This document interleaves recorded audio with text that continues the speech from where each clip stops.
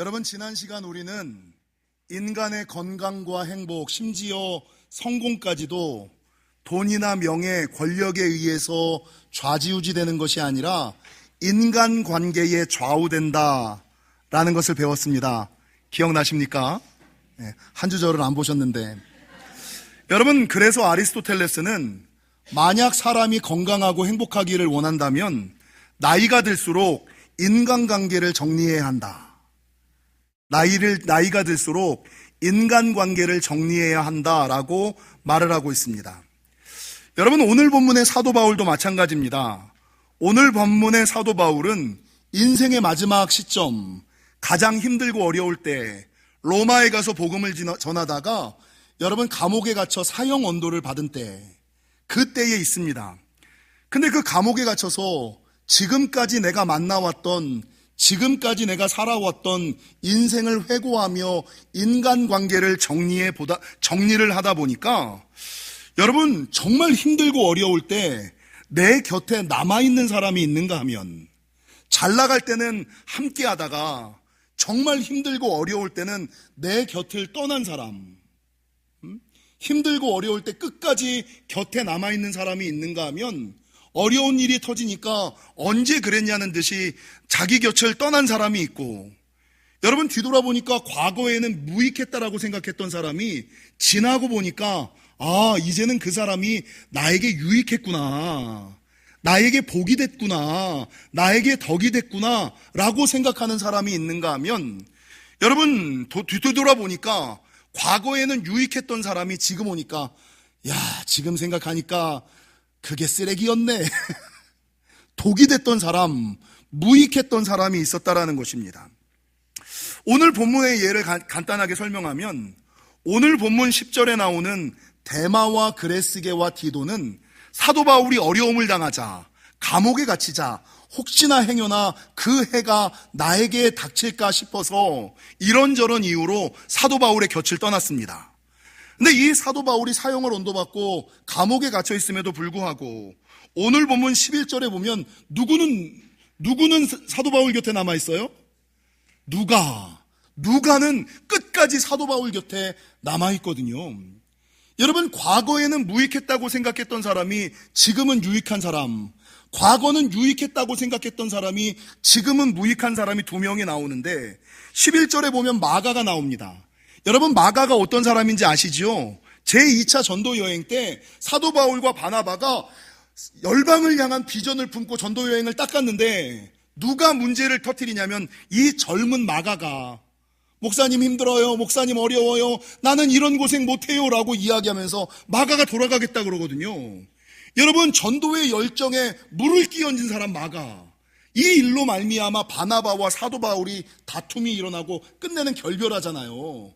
그래서 그 모든 원흉이 누구였냐면 마가였다고, 마가.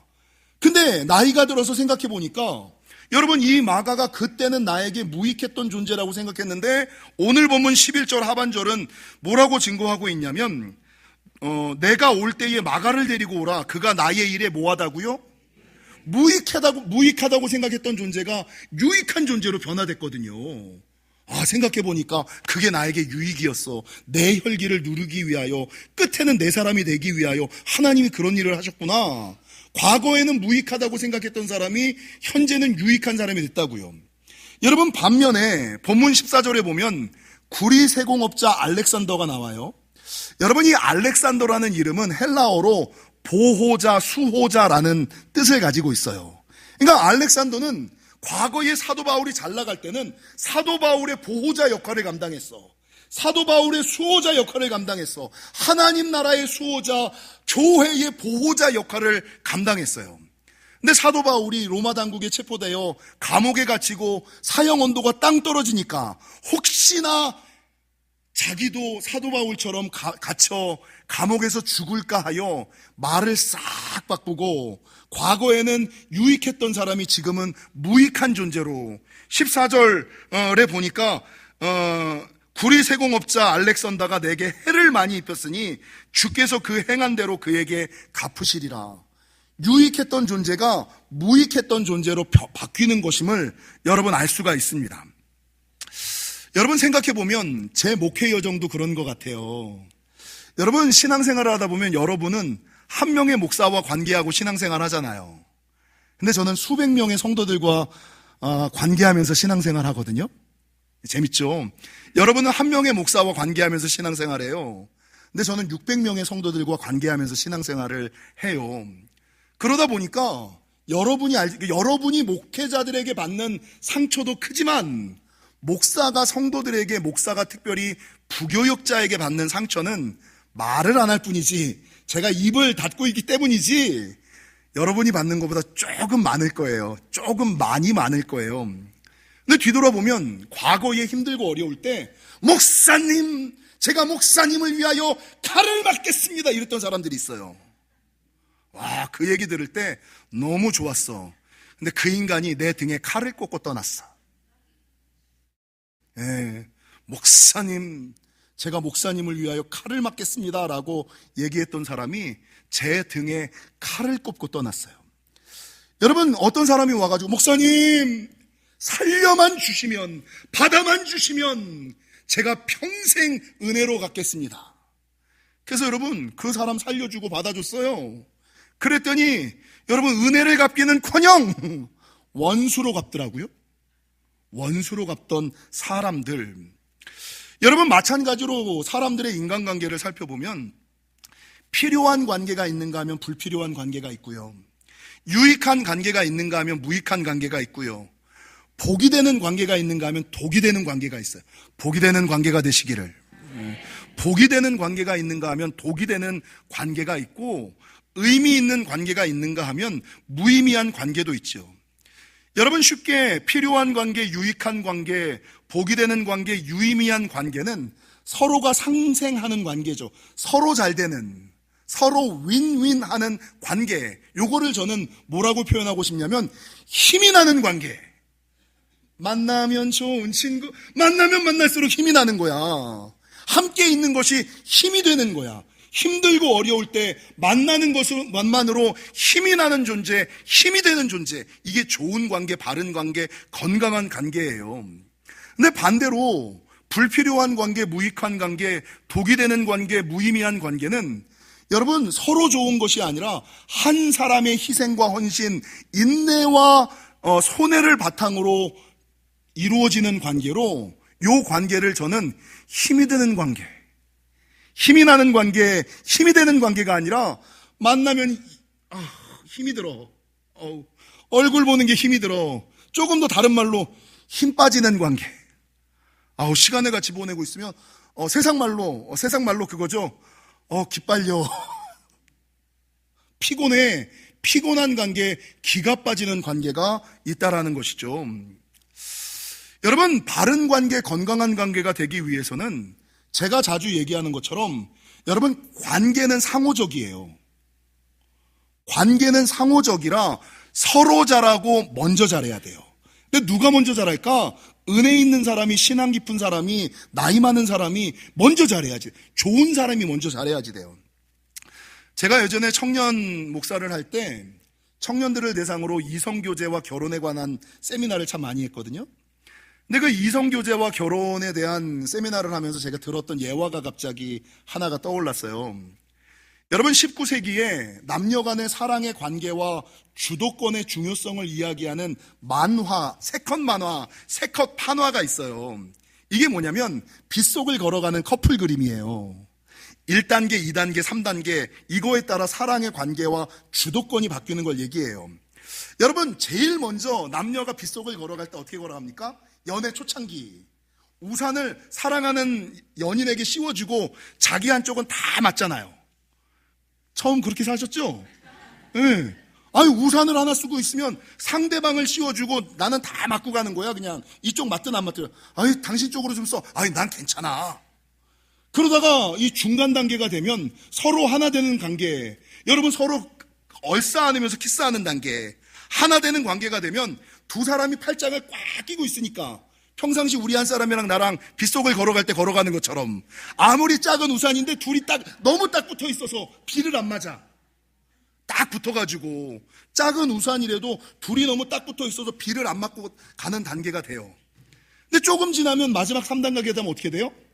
남자가 우산을 쓰고 가는데 자기만 쓰고 가고 지 마누라는 그냥 비를 알아서 와. 이러는 관계. 이게 19세기 유럽에서 남녀 간의 사랑의 관계와 주도권을 이야기하는 관계. 여러분, 관계에 있어서 주도권이 얼마나 중요한지를, 그러니까 남녀 간의 사랑의 관계에서 주도권은 누가 잡고 있는지 아세요? 남자가 잡고 있다는 얘기예요. 주도권을 누가 잡느냐에 따라서 달라지고, 그래서 여러분, 제가 청년들한테는 이런 얘기를 해요. 남녀가 사랑을 해서 한 몸이 됐어. 한 몸이 된 것을 가지고 여자 편에서는 뭐라 그래요? 나 몸을 버렸어, 이렇게 얘기를 해요. 근데 남자 입장에서 뭐라 그래요? 나 정복했어, 이렇게 얘기를 하거든요. 남자 여자가 하나 되는 것을 여자에게는 마이너스고 남자에게는 플러스예요. 그러니까 주도권을 누가 쥐고 있는 거예요? 남자가 주도권을 쥐고 있다. 그리고 이 남자가 어떤 태도와 자세를 가지고 있느냐에 따라 부부관계가, 가정관계가 어떻게 이끌려 가는지가 달라진다. 이거를 19세기 유럽의 판화가 우리에게 보여주고 있다는 것이죠. 여러분, 그러면 언제 어떻게 어떤 인간관계를 정리해야 할까? 오늘 설교의 제목이 인간관계를 정리하라잖아요. 언제 정리를 해야 되고, 어떤 관계를 정리해야 되고, 어떻게 정리해야 될까를 좀 살펴볼게요. 여러분, 말씀을 준비하다 보니까 어떤 사람이 인간관계를 정리해야지 되는 신호들을 이야기하더라고요. 요때는 인간관계를 정리해야 돼. 요때는 인간관계를 계속 지속시켜 나가면 안 돼. 요런 사인이 오면, 요런 신호가 오면 인간관계를 끊어야 돼. 멀리 해야 돼. 라고 얘기를 하는 것들이 많더라고요. 근데 저는 그렇게까지는 말하고 싶지 않고 조금 유하게 인간관계를 고민해 봐야지 되는 타이밍. 요 관계는 한번 의심해 봐야겠는데? 요 관계는 한번 정리해 봐야겠는데? 요 관계는 한번 고민해 봐야 되겠는데? 부부 간에, 부모 자녀 간에, 교인들 간에 인간관계를 고민해 봐야지 되는 타이밍이 3가지가 있어요. 여러분, 언제 인간관계를 고민해 봐야 될까요? 첫 번째, 내가 이해받거나 존중받지 못한다라고 느낄 때. 이 사람이 나를 무시하네? 이 사람이 나를 그림자처럼 여기네? 내가 이해되어지거나 내가 존중받지 못한다라는 느낌이 들 때는 여러분, 그 인간관계를 한번 고민해 보실 필요가 있어요. 여러분, 두 번째, 언제 인간관계를 고민해 봐야 되느냐? 일방적으로 나만 맞추네. 이건 나만 노력하네. 그리고 무조건 한 사람이 한 사람으로 오면 대만 나에게만. 여러분, 교통사고에 일방이 없어요. 아시죠? 교통사고는 항상 쌍방이에요. 부부관계든 부모자녀 관계든 모든 인간관계에도 일방이 없어요. 한 사람이 잘못하는 게 없어요. 90대 10이든 60대 40이든 50대 50이든 여러분, 모든 인간관계의 문제는 쌍방의 문제예요. 근데 한 사람만 맞춘다. 맨날 나만 양보해. 맨날 나만 사과해. 맨날 나한테만 맞추라 그래. 이게 잘못된 인간관계라는 것을 고민해 볼 타이밍이다. 3번째는 여러분, 관계에 기쁨이 없고 이거 의무적이다. 그래서 가끔 저한테 집사님들이 많이 얘기해. 목사님, 죽지 못해서 살아요. 이렇게 얘기하는 분 있죠. 관계에 기쁨이 없어요. 가정생활에 기쁨이 없어요. 그냥 마지못해 살아요. 의무감이라고 느낄 때는 그 관계가 부부관계든 그 관계가 부모자식 관계든 그 관계가 성도 간의 관계든 요때는 인간관계를 한번 고민해 봐야지 되는 타이밍이라는 거죠. 여러분, 에너지 뱀파이어라는 단어 아세요? 에너지 뱀파이어? 캘리포니아 주립대 UCLA의 정신과 주디스 올로프 박사가 내놓은 개념이 에너지 뱀파이어라는 거예요. 뱀파이어가 뭔지 아시죠? 흡혈귀. 그러니까 남의 목에 빨대 꽂고 사는 사람. 그래서 남의 기운, 남의 에너지, 남의 감정을 소비시키는 사람. 그래서 이 에너지 뱀파이어라는 말을 정도환 목사가 한번 정리해 봤는데, 함께 있으면 내 힘과 에너지를 빼앗기고 감정이 나빠져서 나를 지치게 하는 존재. 함께 있으면 내 힘과 에너지를 빼앗기고 감정이 나빠지고 나를 지치게 만드는 존재. 그래서 요 사람들을 앞서 제가 말씀드렸던 같이 있으면 피곤해. 같이 있으면 기가 빨려. 이런 사람들을 에너지 뱀파이어다라고 정의를 내렸더라고요. 여러분, 이 올로프 교수가 에너지 뱀파이어의 5가지 유형, 어떤 사람은 7가지 유형 막 이런 걸로 얘기하는데, 이런 것들을 얘기하면 여러분 안 듣고 다 주무실 것 같아서 간단하게 3가지만, 나랑 교제하고 있는, 나랑 관계하고 있는 그 사람이 정말 바른 관계, 옳은 관계, 건강한 관계인지, 복이 되는 관계, 힘이 되는 관계인지, 독이 되는 관계인지, 힘이 드는 관계인지를 살펴보는, 그 사람이 에너지 뱀파이어인지 아닌지를 살펴보는 3가지. 여러분, 첫 번째 에너지 뱀파이어는 매사에 부정적인 사람, 삐딱한 사람. 매사에 부정적인 사람, 삐딱한 사람. 이런 사람들은 칭찬보다는 뭘 많이 해요? 험담을 많이 하죠. 아니, 칭찬보다는 늘 험담을 이야기하고, 장점을 이야기하기보다는 단점을 이야기하고. 여러분, 감사하다라는 표현, 은혜다, 감사와 찬양보다는 늘 불평과 불만, 원망과 한탄을 이야기하는 사람들입니다. 여러분, 이런 사람들의 유형은요, 모든 일에 자기가 피해자야. 무슨 일만 있으면 나는 무조건 피해자고 그 사람은, 상대방은 무조건 가해자야. 그러면서 어떤 모습을 보이냐면 피해자 코스프레를 해. 이런 사람들이랑 있으면 그런 사람과 함께 있는 것만으로 내가 피곤해지고 우울해지고 부정적으로 바뀌어요. 이런 사람이 가장 대표적인 에너지 뱀파이어다. 여러분, 2번째 에너지 뱀파이어는, 첫 번째가 매사 부정적이고 삐딱한 사람이라면, 여러분 2번째 에너지 뱀파이어는 자기중심적인 사람, 여왕벌 스타일의 사람들. 항상 내 중심으로 모여야 돼. 무슨 모임을 하든, 무슨 대화를 하든, 메뉴를 정하든, 어디를 가든 내가 정해야 돼. 내가 주인공이 되어야지 돼. 내 생각대로 해야 돼. 내 방법대로 해야 돼. 내 스타일대로 해야지 돼. 자기중심적인 사람. 여러분, 이 사람들이 이후에 조금 더 지나면 제가 요 시리즈 설교 가운데 한번 할 거거든요. 이런 사람, 이런 자기중심적인 사람들이 조금 나빠지면 통제형 사람으로 바뀌어요. 통제형 사람이라는 게 뭐냐면 다른 일을 내 뜻대로, 마음대로 조종하는 거야. 그래서 제가 사탄의 기술, 목회자가 쓰지 말아야지 되는, 종교인이 쓰지 말아야지 되는 사탄의 기술이 있다. 그게 뭐라 그랬어요? 그루밍과 가스라이팅. 여러분, 그 영혼을 내 마음대로 조종하는 거야. 근데 이 그루밍과 가스라이팅을 목회자가 제일 많이 사용하고, 또 누가 많이 사용하죠? 부모들이 많이 사용하죠. 또 누가 많이 사용하죠? 배우자들이 많이 사용하죠. 내 뜻대로 해야 돼, 내 생각대로 해야 돼, 내 방법대로만 해야 돼. 아니, 하나님께서 그 사람에게 주신 인격이 있고 생각이 있고 스타일이 있고 다 다른데, 부부라는 이유로, 자식이라는 이유로, 성도라는 이유로 내 맘대로, 이 말이 됩니까? 여러분, 하나님께서 성도에게 주신 가장 큰 게 뭐예요? 예수님이 왜 십자가에 달려 죽으셨어요? 우리로 자유케 하기 위하여거든요. 근데 이 사람들은 여러분, 성도가 가진 평안과 기쁨과 자유가 아닌 통제 가운데서, 그래서 인터넷이나 여러분 많은 방송을 보면 어떤 한 사람의 영혼을 자기 뜻대로 조정하여 그 영혼의 빨대를 꽂고 물질을 취하고 인생을 취하고 자기는 호의호식 그냥 띵가띵가 노는 사람들이 얼마나 많아요. 이게 자기중심적인 사람들이 조금 심해질 때 통제형 사람으로 바뀌는, 사탄의 기술인 그루밍과 가스라이팅을 사용하는 사람들의 특징인 거죠. 이런 사람이 에너지 뱀파이어예요. 여러분, 3번째 에너지 뱀파이어는 뭐냐? 감정적인 사람. 이 감정적인 사람이라는 표현을 사람들이 잘 이해하지 못하겠습니다만, 이런 사람이에요. 내가 어떤 사람에 대해서 고민을 해. 그래서 몇 날 며칠을 고민하고 기도하면서 아주 어렵사리, 집사님, 이렇게 얘기를 하고 아주 심각하게 조심스럽게 말을 꺼내. 근데 그 얘기를 듣고, 근데요? 그래서요? 아니, 나는 되게 조심스럽게 중요하다고 얘기를 했는데 아무렇지도 않게 그냥 반응을 해. 이게 뭐지? 고민한 내가 바보야?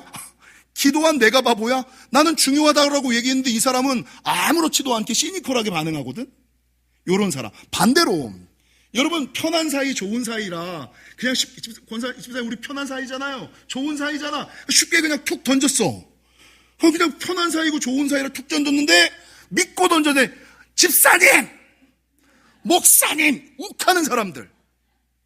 아니, 중요한 일은 아무렇지도 않게 반응을 하는데 별거 아닌 일, 좋은 사람이라 편한 사람이라고 얘기를 했는데 여러분 여기서 욱해가지고 그냥 울그락불그락 거리는 사람들, 여러분 이게 감정적인 사람들, 이런 사람들이랑 함께 있으면 문제라는 거죠. 여러분 이 감정적인 사람들을 대하고 있을 때 이 상대방이 느끼는 건 뭐냐, 이런 말을 하는 사람이 이런 사람의 상대방이에요. 집사님 내가 이제 다시는 그런 얘기 안 해. 그러면 그 얘기를 들은 내가 에너지 뱀파이어예요. 그래서 내가 다시는 그런 얘기 안 해. 그러면 그리고 내가 뭔 말을 못해. 아이 그냥 하는 얘기인데 여러분 이런 얘기를 들으셨다면 내가 그 사람의 에너지 뱀파이어구나 라고 생각하시면 된다라는 것이죠. 사랑하는 성도 여러분, 지난 시간 로마서 12장의 말씀처럼 하나님께서는 모든 그리스도인들이 더불어 화목하게 지내기를 원하세요. 모든 사람들과 좋은 인간관계를 맺으며 살아가기를 원하세요. 그런데 단서와 조건이 하나가 있어. 뭐였죠? 할 수 있거든. 내 역량 안에서, 내 한계 안에서 할 수 있거든. 모든 사람과 더불어 관계를 맺으며 살아가야 된다는 거죠. 그러니까 내 한계를 넘어선 사람들은 여러분 정리하셔야 돼요. 정리하셔야지 돼요. 2020년 잡코리아와 알바몬이 함께 성인 1,409명을 대상으로 한 설문조사 결과 87.1%의 사람들이 뭐라 그랬냐면 인맥 다이어트가 필요하다. 여러분은 인맥 다이어트가 필요하고 나는 다이어트가 필요하고 인맥 다이어트가 필요하다라고 이야기를 하고, 우리나라 1호 정리 컨설턴트인 윤산현 씨는 책을 한 권 냈는데 어떤 책을 냈냐면 관계 정리가 힘이다. 관계를 정리하는 게 힘이다. 관계를 정리할 수 있는 게 능력이다 라는 책을 썼어요. 그러면서 그 이유를 설문조사 결과 51.2%의 사람이 왜 관계를 정리해야 될까? 왜 불필요하지 않은 관계, 왜 무의미한 관계, 왜 독이 되는 관계, 왜 힘이 드는 관계를 정리해야 될까? 정말 소중한 사람에게 시간과 에너지를 집중하기 위함이다. 아시잖아. 청년에 우리가 여자들한테 다 잘했지만 그 여자들이 나에게 아무런 도움이 안 됐잖아. 지금 내 곁에는 내 마누라만 남아있잖아. 그런 여자들에게 잘하는 게 아무 의미가 없었잖아요. 누구한테 하는 거야? 고개를 끄덕거리는 사람은 한 사람밖에 없어. 아무 의미가 없어요. 아무 의미가 없어요.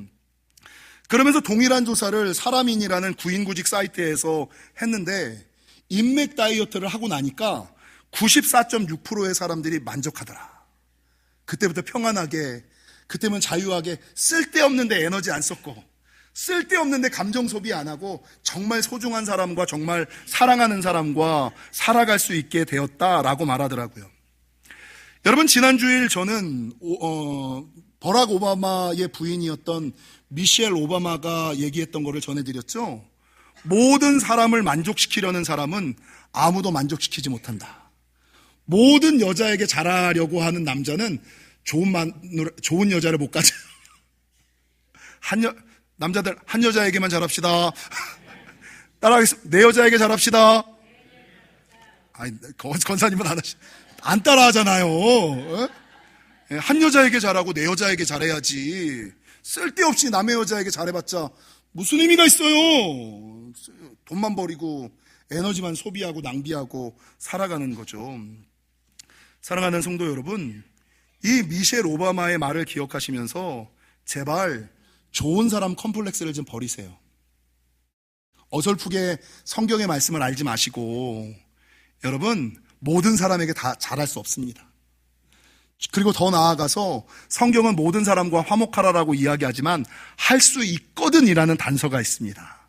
바라는 것은 여러분 이 땅 살아갈 때 독이 되는 관계, 불필요한 관계, 힘이 되는 관계, 힘쓰게 만든 힘 빠지는 관계를 맺으며 살아가지 마시고 복이 되는 관계, 힘이 나는 관계, 힘이 되는 관계, 유의미한 관계, 그런 관계 가운데서 자유와 평안을 누리며 살아가시는 저와 여러분이 되시기를 주님의 이름으로 간절히 축원합니다.